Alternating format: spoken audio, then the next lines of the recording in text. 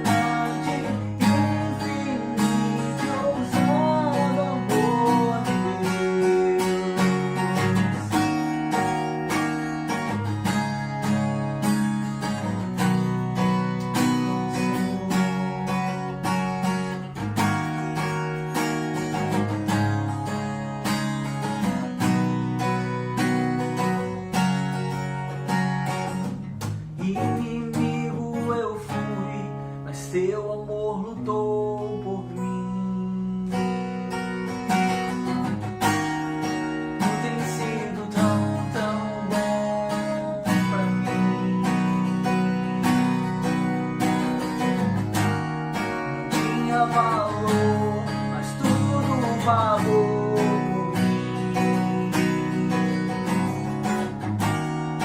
Tu tem sido tão bom pra mim.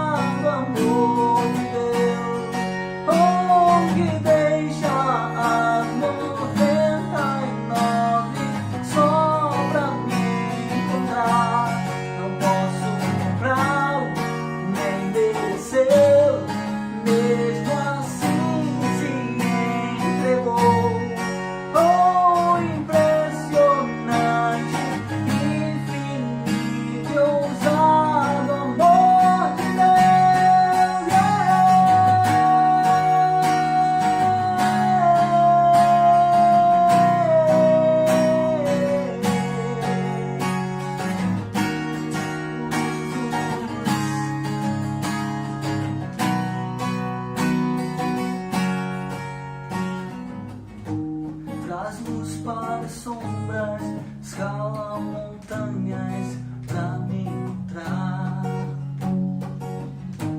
Derruba muralhas, destrói as mentiras pra me encontrar. Traz luz para sombras, escala montanhas pra me encontrar. Derruba muralhas, destrói as mentiras pra me encontrar. Traz luz para sombras, escala montanhas pra me encontrar. Derruba muralhas, destrói as mentiras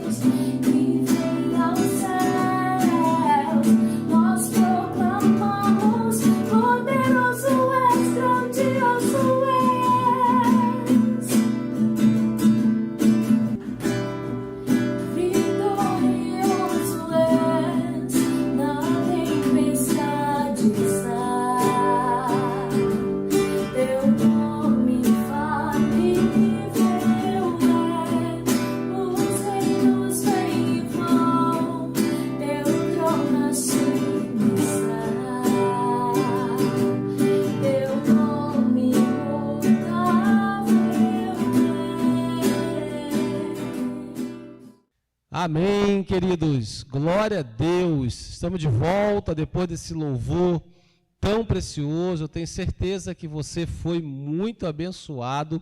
Agora eu quero te dar aquele tempo onde você faz uma foto bem legal, vai postar nas suas redes sociais e envia também o link desse culto. Vamos juntos alcançar vidas. É o nosso Minuto Conexão. Prepara o seu celular, chama quem está aí com vocês, e eu vou contar até 3, e você vai tirar essa foto e vai ter 1 minuto para postá-la em suas redes sociais. Ok? Vamos lá? 1, 2, 3. Minuto Conexão.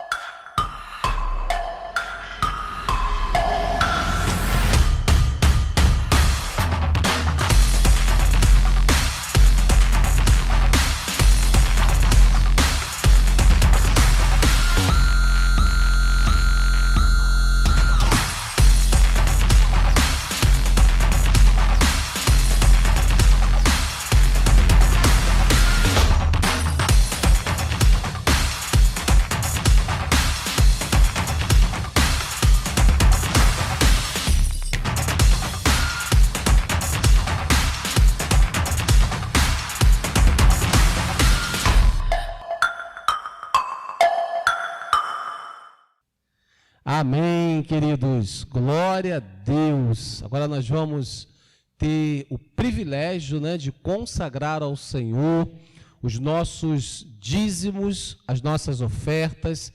Nós vamos investir no reino de Deus, nós vamos semear nesse solo fértil que nos garante uma grande colheita. Amém, queridos? Como eu falei na semana passada, no nosso culto da semana passada, o tema desse ano da nossa igreja, de todas as Paz Church, é Eu edificarei a minha igreja. Está ali em Mateus, não é isso? Capítulo 16, verso 18, quando Jesus aí declara isso: Eu edificarei a minha igreja e as portas do inferno não prevalecerão contra essa igreja poderosa. E quando nós falamos em edificação de igreja, claro, nós sabemos que Ele é o edificador, Ele é o cabeça, mas nós somos os obreiros nesse processo de edificação. E para edificarmos algo é importante estarmos comprometidos com o projeto.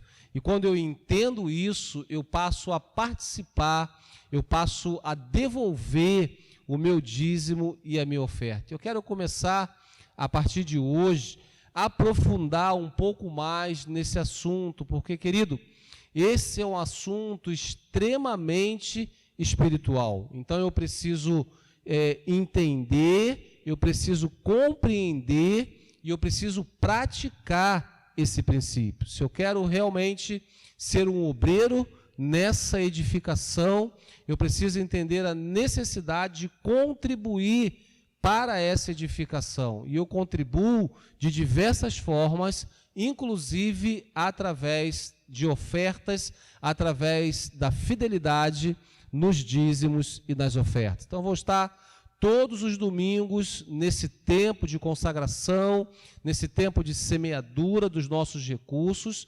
Eu vou trazer uma porção para que a gente esteja aprofundando cada vez mais nesse assunto. O que eu quero falar com você hoje é sobre a instituição do dízimo e das ofertas. Eu quero ler com você algumas referências. O dízimo e as ofertas foram instituídos por Deus desde o princípio. Desde Gênesis, nós vemos Deus instituindo essa prática. Nós vemos isso lá em Abel e Caim, eles ofertaram ao Senhor. Gênesis 4, do verso 3 ao verso 5, diz assim: Passando algum tempo, Caim trouxe do fruto da terra uma oferta ao Senhor. Abel, por sua vez, trouxe as partes gordas das primeiras crias do seu rebanho. O Senhor aceitou com agrado Abel e sua oferta, mas não aceitou Caim e sua oferta. Por isso Caim se enfureceu e o seu rosto se transtornou. Então nós vemos lá no início Deus instituindo o princípio da oferta.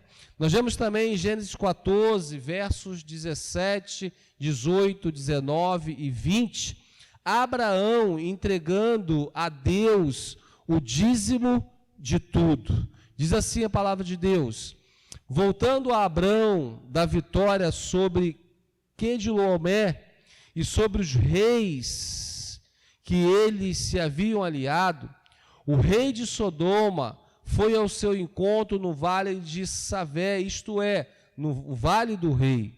Então Melquisedeque, rei de Salém e sacerdote do Deus Altíssimo, trouxe pão e vinho e abençoou Abrão, dizendo: bendito seja Abrão pelo Deus Altíssimo, Criador dos céus e da terra. E bendito seja o Deus Altíssimo, que entregou os seus inimigos em suas mãos. E a Abrão lhe deu o dízimo de tudo. De todo o despojo de guerra, Abrão consagra o dízimo ao Senhor. Abrão entrega o dízimo ao Senhor, ao sacerdote, que era a pessoa responsável por esse recebimento, e o sacerdote abençoa a vida de Abrão.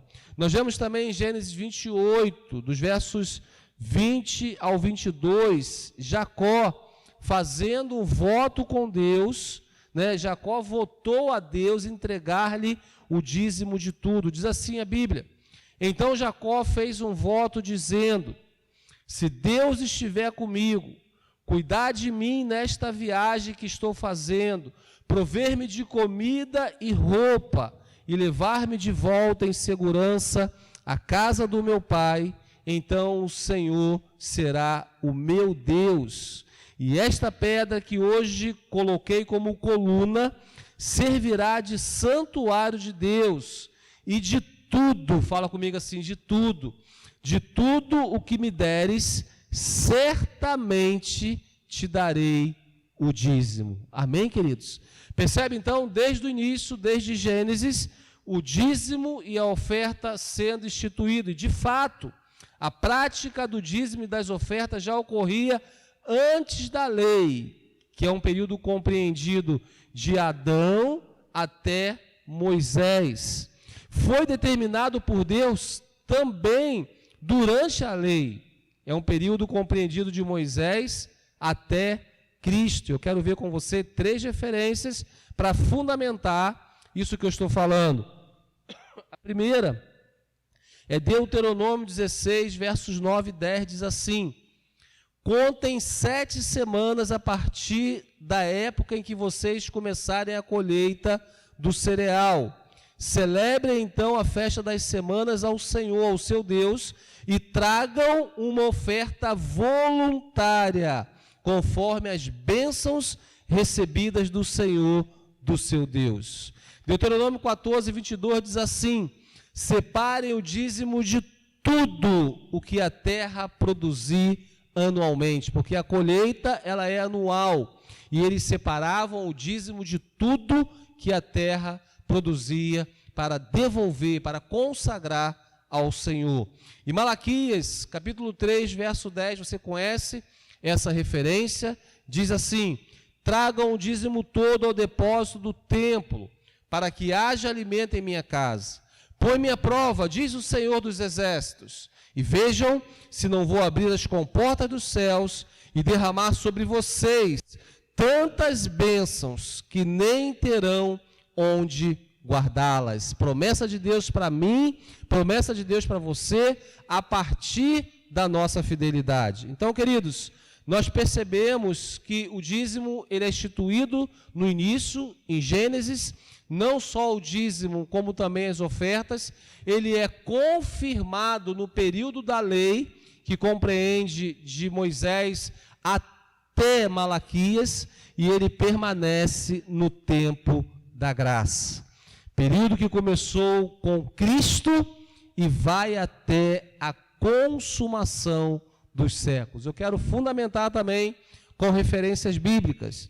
Diz assim Mateus 23, 23: ai de vocês, mestres da lei e fariseus, hipócritas, vocês dão o dízimo da hortelã, do endro e do cominho, mas têm negligenciado os preceitos mais importantes da lei, a justiça, a misericórdia e a fidelidade. Vocês devem praticar essas coisas sem omitir aquelas. Jesus, ele confronta os mestres da lei, né? Jesus, ele confronta esses homens, porque eles estavam sim devolvendo o dízimo, mas estavam negligenciando outros princípios. E Jesus os adverte, falando assim: ó, vocês precisam continuar dando o dízimo de tudo, mas também precisam obedecer e cumprir os outros princípios. Amém, queridos? Isso já é no Novo Testamento, isso já é na graça. E olha o que Paulo fala em sua primeira carta à igreja em Corinto, no capítulo 16, verso 2. No primeiro dia da semana, cada um de vocês separe uma quantia de acordo com a sua renda, reservando-a para que não seja preciso fazer coletas quando eu chegar. Paulo instruindo a igreja em separar uma quantia no primeiro dia da semana, de acordo, proporcional à renda de cada um. E hoje nós entendemos que o dízimo é a 10ª parte de tudo aquilo que o Senhor tem nos dado.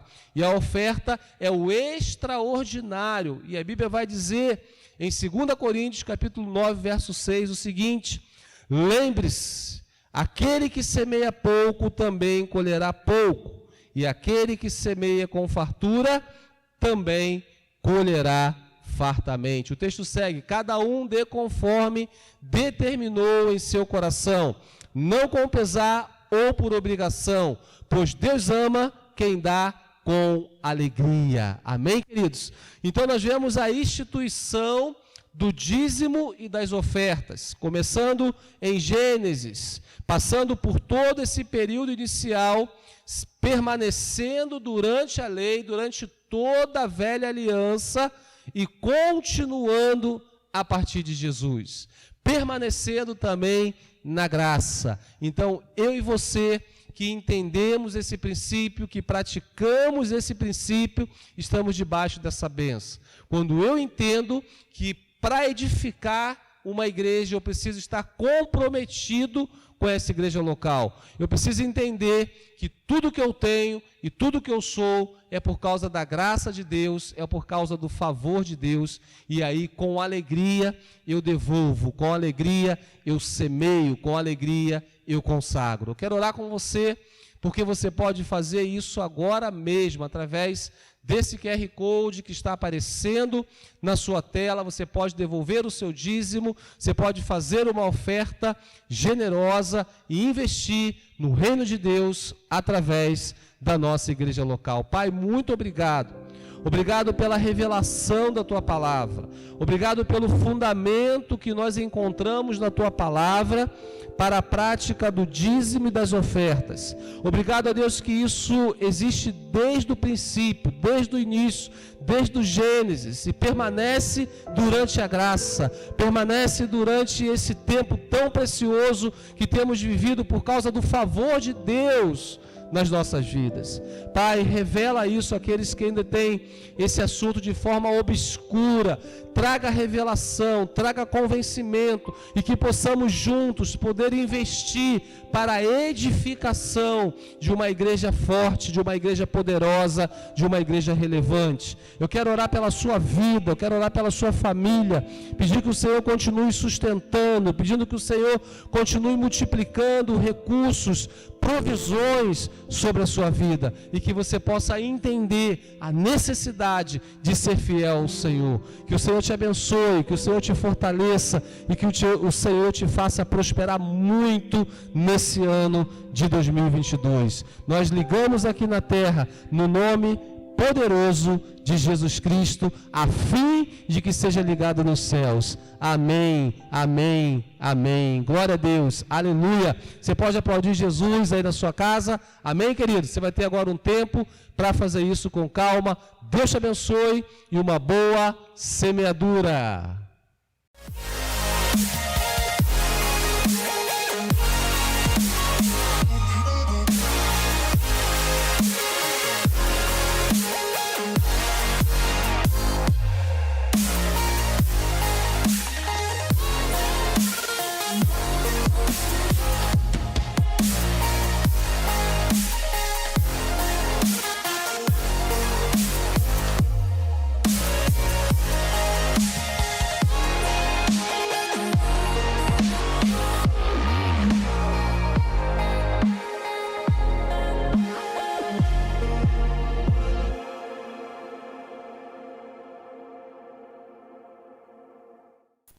Olá! Nessa mensagem, nós vamos dar continuidade à série das 7 vezes que Jesus fala "Eu sou", que está contido no Evangelho de João. Poderia, por favor, acompanhar comigo a leitura de João, capítulo 10, versos de 1 a 10. Eu lhes asseguro que aquele que não entra no aprisco das ovelhas pela porta, mas sobe por outro lugar, é ladrão e assaltante. Aquele que entra pela porta é o pastor das ovelhas. O porteiro abre-lhe a porta e as ovelhas ouvem a sua voz. Ele chama suas ovelhas pelo nome e as leva para fora. Depois de conduzir para fora todas as suas ovelhas, vai adiante delas e estas o seguem, porque conhecem a sua voz. Mas nunca seguirão o estranho, na verdade fugirão dele, porque não reconhecem a voz de estranhos. Jesus usou essa comparação, mas eles não compreenderam o que lhes estava falando. Então Jesus afirmou de novo: digo-lhes a verdade, eu sou a porta das ovelhas. Todos os que vieram antes de mim eram ladrões e assaltantes, mas as ovelhas não os ouviram. Eu sou a porta, quem entra por mim será salvo. Entrará e sairá e encontrará pastagem. O ladrão vem apenas para furtar, matar e destruir. Eu vim para que tenham vida e a tenham plenamente.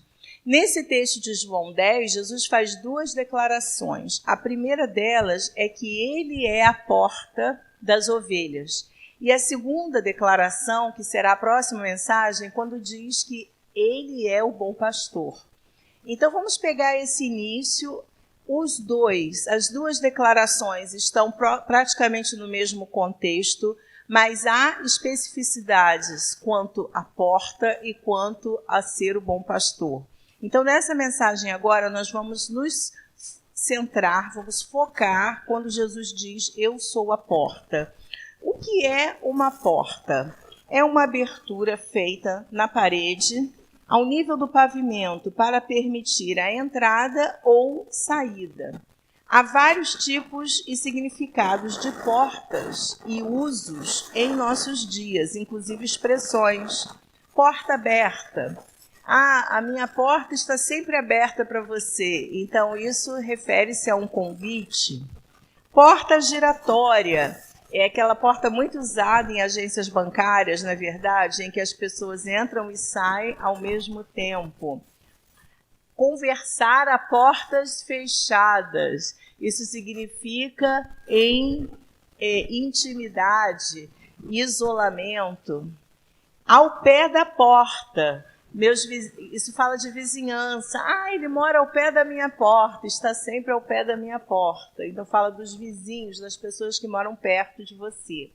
Mas o que será que Jesus tinha em mente quando ele fez essa declaração nesse contexto? A primeira coisa que nós vemos, e agora nós vamos concentrar essa mensagem dos versos 7 a 10, quando Jesus no verso 7 diz: eu sou a porta das ovelhas. A porta aqui, ela tem um significado especial e ela aponta para o sacrifício.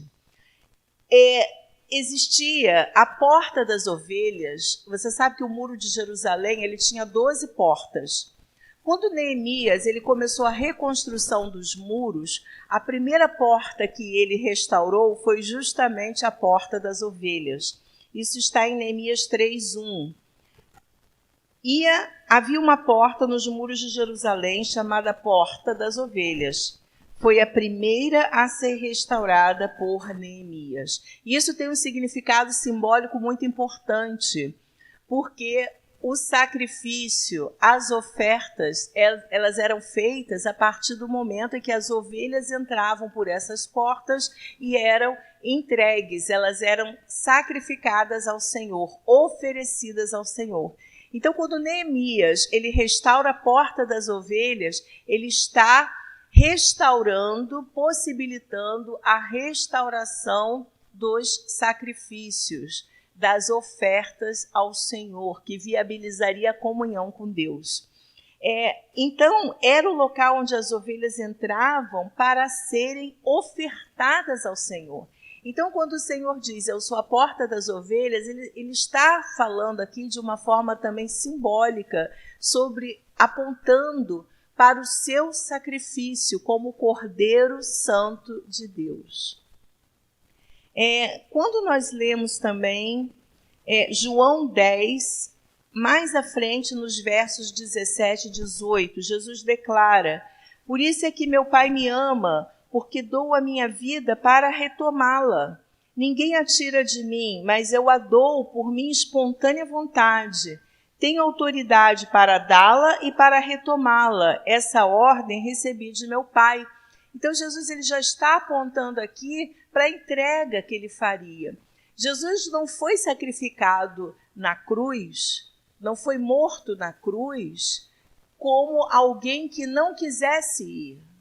Não, ele sabia do propósito dele. Mesmo quando ele ora, Pai, se possível, afasta de mim esse cálice, mas que não seja feita a minha, mas a tua vontade. Ali havia um conflito entre a natureza humana e o propósito que ele tinha, que ele sabia que ele tinha que cumprir. E nesse momento venceu a missão, venceu o propósito, venceu o amor que ele tinha pelo Pai e por nós. Então, essa é a primeira menção quando pensamos a respeito da porta. Eu sou a porta. A segunda questão que isso nos remete está no verso 9. Na primeira parte, nós vamos dividir esse verso em duas partes. Na parte A diz, eu sou a porta, quem entra por mim será salvo. Então, em consequência ao sacrifício, o sacrifício de Jesus é a substituição plena. Jesus substituiu a mim e a você nesse sacrifício, para nos trazer salvação. Há pouco tempo eu vi um vídeo que eu achei muito interessante, eu ainda vou aprofundar uma pesquisa melhor sobre isso, em relação a Jesus e Barrabás. Barrabás, ele era um ladrão, ele já estava pronto para ser crucificado. Quando eles apresentam Jesus ou Barrabás e o povo escolhe Barrabás para ser solto, a cruz que crucificaria Barrabás, ela já estava pronta. A cruz, ela era feita sob medida. E eles faziam a cruz sob medida de acordo com a altura e a largura da pessoa, para que ela pudesse ser crucificada. No caso de Jesus, ele usou a cruz de Barrabás, porque diz a palavra em um dos evangelhos que ele teve o ombro deslocado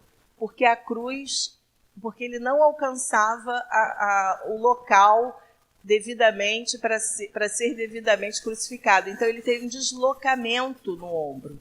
Isso mostra que aquela cruz não foi feita para Jesus, aquela cruz foi feita para Barrabás. É interessante pensarmos que até na cruz Jesus substituiu o homem.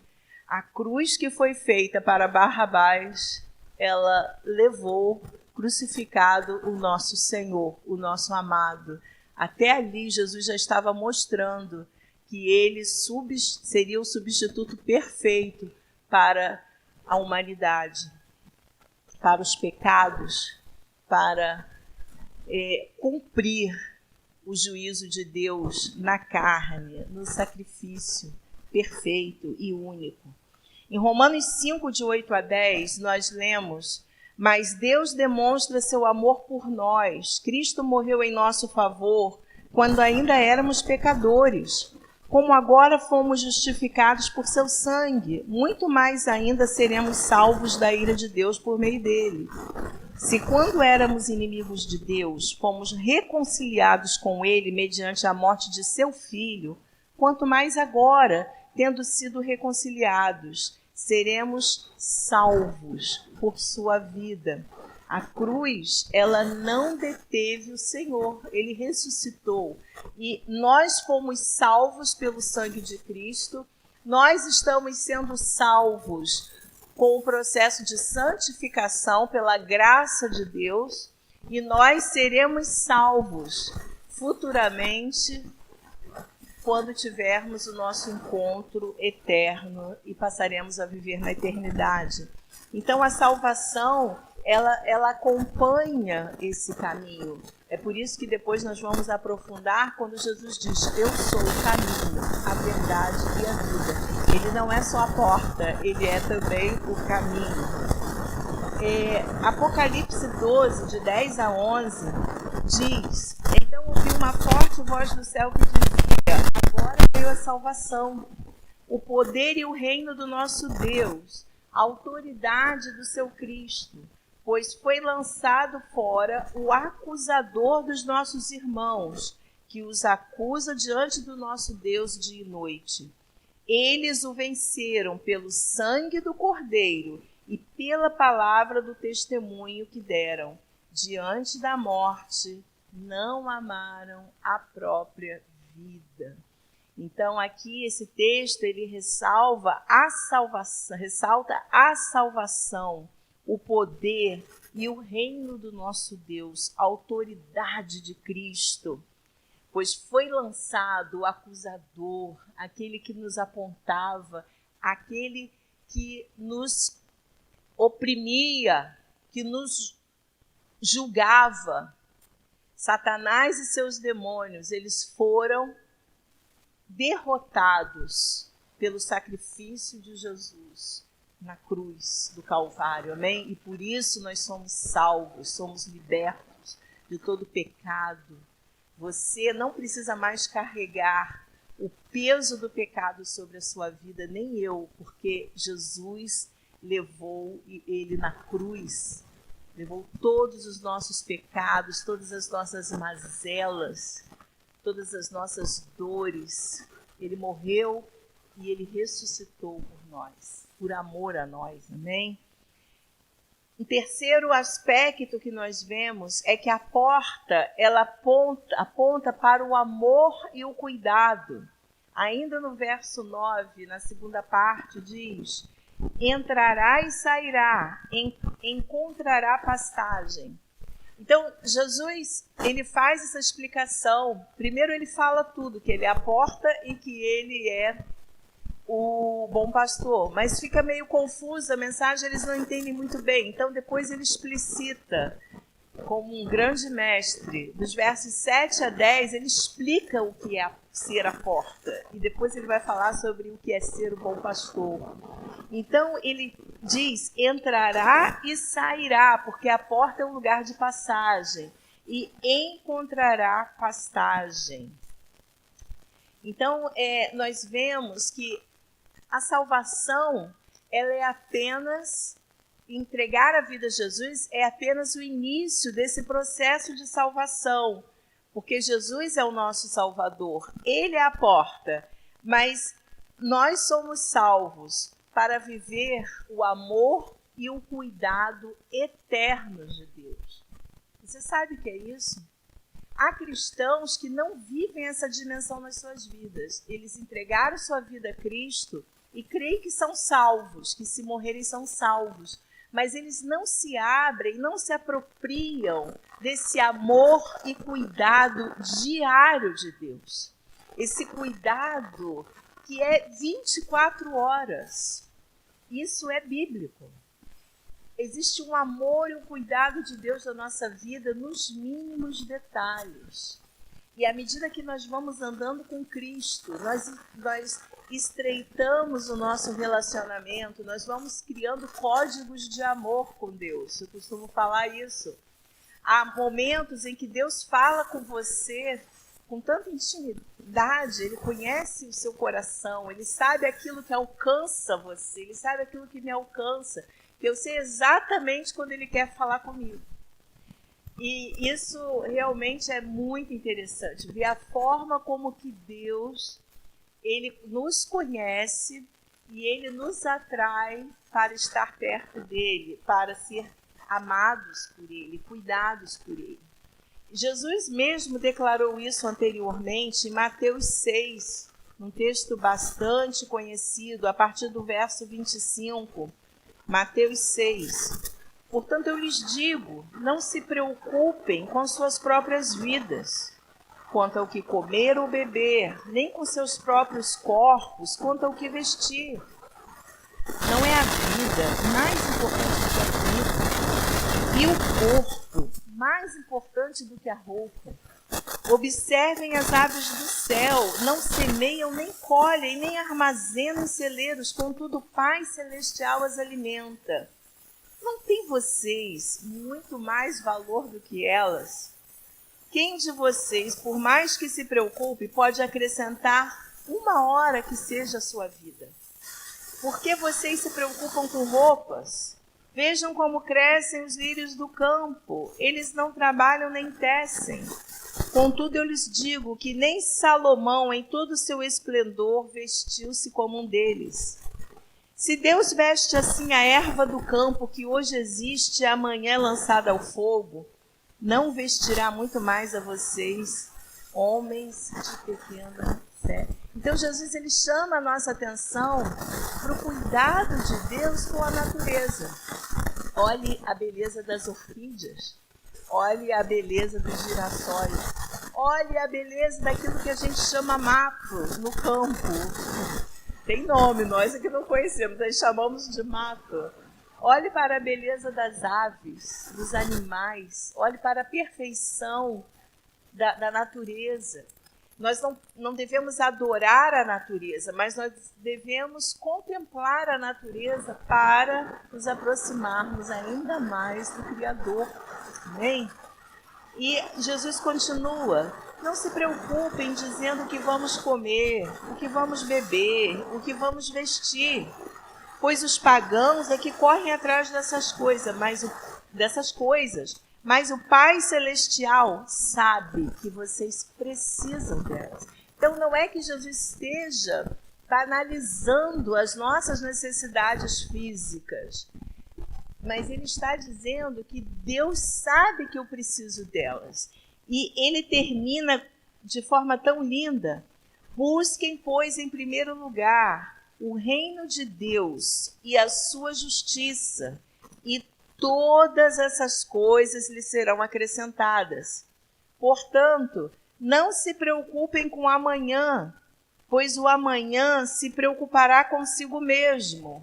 Basta a cada dia o seu próprio mal. Que lição linda esse texto. Esse texto ele acompanha a minha vida eternamente.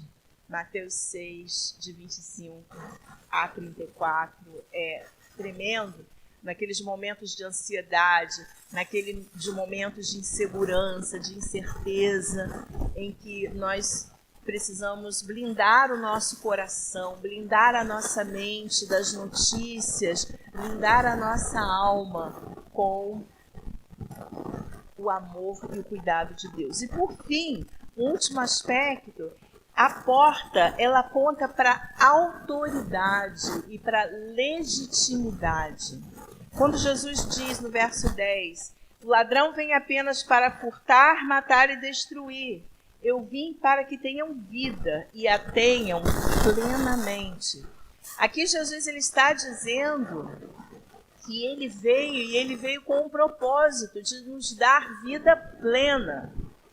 E o que corrobora a autoridade, a legitimidade de Jesus? O preço que ele pagou, o sacrifício que ele pagou. Diz em Filipenses que ele deixou a sua glória, ele esvaziou-se a si mesmo e tornou-se forma de homem, de servo. E hoje o nome dele está acima de todo nome, para que ao nome de Jesus todo joelho se dobre e confesse que Jesus Cristo é Senhor. Em Hebreus 1, 3 e 4, nós lemos: o Filho é o resplendor da glória de Deus, a expressão exata do seu ser, sustentando todas as coisas por sua palavra poderosa. Depois de ter realizado a purificação dos pecados, ele se assentou à direita da majestade nas alturas, tornando-se tão superior aos anjos, quanto o nome que herdou é superior a eles.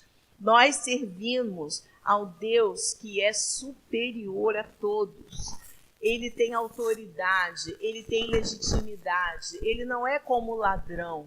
E o ladrão aqui se refere ao usurpador, a pessoa de Satanás, que roubou a autoridade do ser humano, né, a partir do pecado de Adão e Eva, do pecado inicial. Eles entregaram ao diabo, eles entregaram o direito de domínio que eles tinham. Isso eles entregaram ao desobedecerem a Deus, ao quebrarem a aliança com Deus. Eles estavam se sujeitando ao jugo de escravidão. E Jesus, ele está aqui falando: eu não sou como usurpador. Eu sou aquele que dá vida em abundância. Porque qual foi a tentação de Eva? Qual foi a tentação dada a Eva e a Adão? Vocês podem ser como Deus. Vocês podem ter o conhecimento do bem e do mal, como se aquilo fosse trazer vida plena, e aquilo só trouxe peso, escravidão, destruição.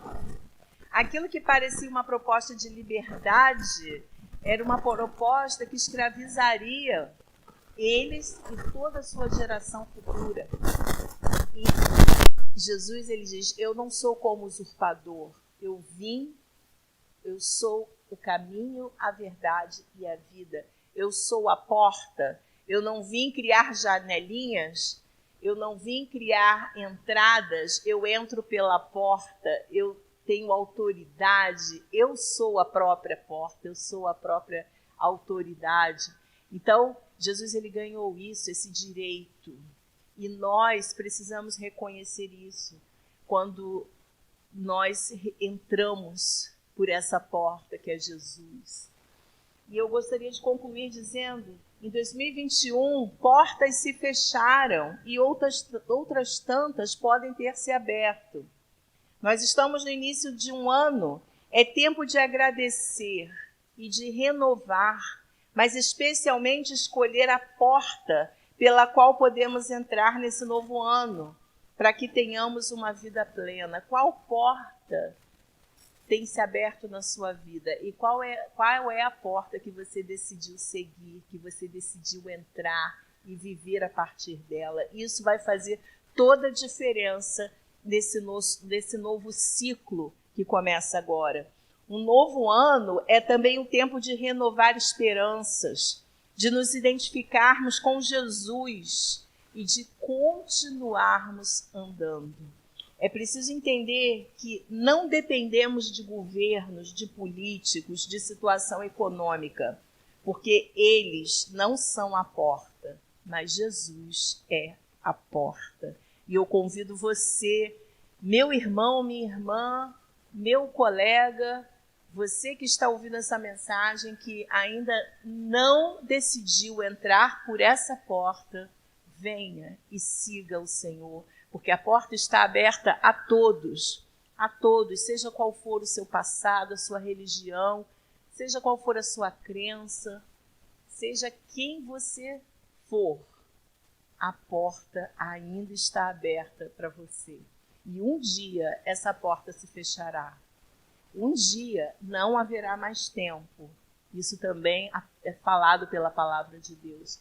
Mas hoje a porta está aberta, Jesus está de braços abertos e você pode ter um ano transformador. Eu gostaria de orar por você nesse momento, Senhor Deus, muito obrigada por essa mensagem. Eu quero te agradecer, eu quero te glorificar por esse ano que se inicia. Senhor, eu quero orar por essas pessoas que estão ouvindo essa mensagem, pedindo que o Senhor dê perseverança àqueles que já têm andado contigo, aqueles que já se apropriaram dessas verdades e da porta que é o Senhor. E eu quero orar por aqueles que ainda não entraram por essa porta, que essas pessoas possam ser tocadas pelo Teu Espírito Santo e que elas possam entregar a sua vida a Ti e ter as suas vidas transformadas em nome de Jesus. Amém? Nós temos aqui embaixo um telefone de contato, você pode entrar em contato conosco, nós somos a Paz Church São Gonçalo e teremos um grande prazer de conhecer você. E que o Senhor te dê uma semana abençoada.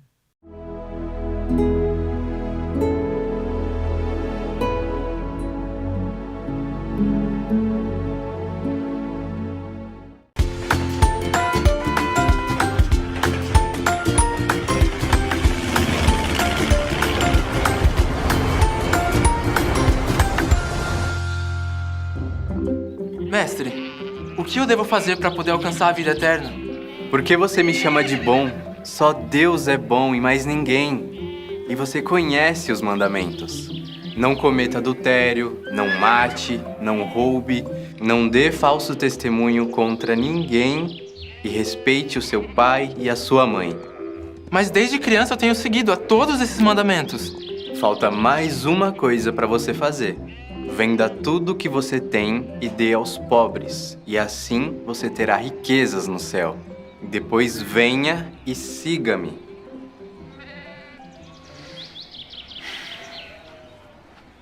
Como é difícil os ricos entrarem no reino do céu. É mais difícil um rico entrar no reino dos céus do que um camelo passar pelo fundo de uma agulha. Então, quem é que pode se salvar? O que é impossível para os seres humanos é possível para Deus. Veja, nós deixamos nossas famílias e seguimos ao Senhor. Eu afirmo a vocês que isso é verdade. Aquele que, por causa do reino de Deus, deixar casa, esposa, irmãos, parentes ou filhos, terá ainda nessa vida muito mais. E no futuro, terá a vida eterna. Muito linda essa história da Bíblia. Vemos que Jesus afirma que para Deus nada, exatamente isso, nada é impossível para Ele.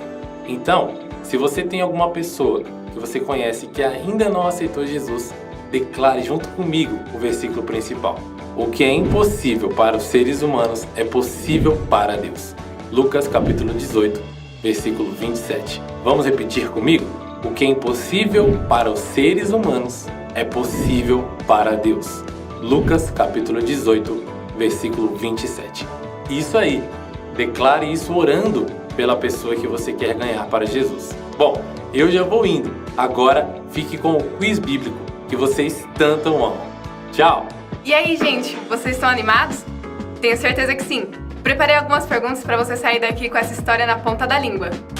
O que o moço rico queria de Jesus? Letra A, dinheiro. Letra B, sabedoria. Letra C, vida eterna. Se você falou a vida eterna, isso aí. Ele queria saber o que fazer para ter a vida eterna. Segunda pergunta. O que Jesus pediu para o homem? Letra A, comida. Letra B, para vender tudo o que tinha e dar aos pobres. Letra C, seus cavalos. Tempo na tela. Se você falou para vender tudo o que tinha e dar aos pobres, você acertou. Terceira pergunta. Qual o sentimento que o moço rico demonstrou ao receber essa notícia de Jesus? Letra A. Ficou muito triste porque tinha muito dinheiro. Letra B. Ficou feliz. Letra C. Ficou confuso. Tempo. Se você falou ficou triste, sim, infelizmente o homem rico não quis se entregar por completo a Jesus. Última pergunta, hein? O que Jesus afirma que vamos receber se entregarmos por completo a nossa vida a Ele? Letra A, muita comida. Letra B, muitos brinquedos. E letra C, a vida eterna no céu. Tempo na tela. Vamos lá! Que rufem os tambores! A vida eterna! É isso mesmo! Parabéns, crianças, vocês foram incríveis! Eu vou indo! Até o próximo episódio!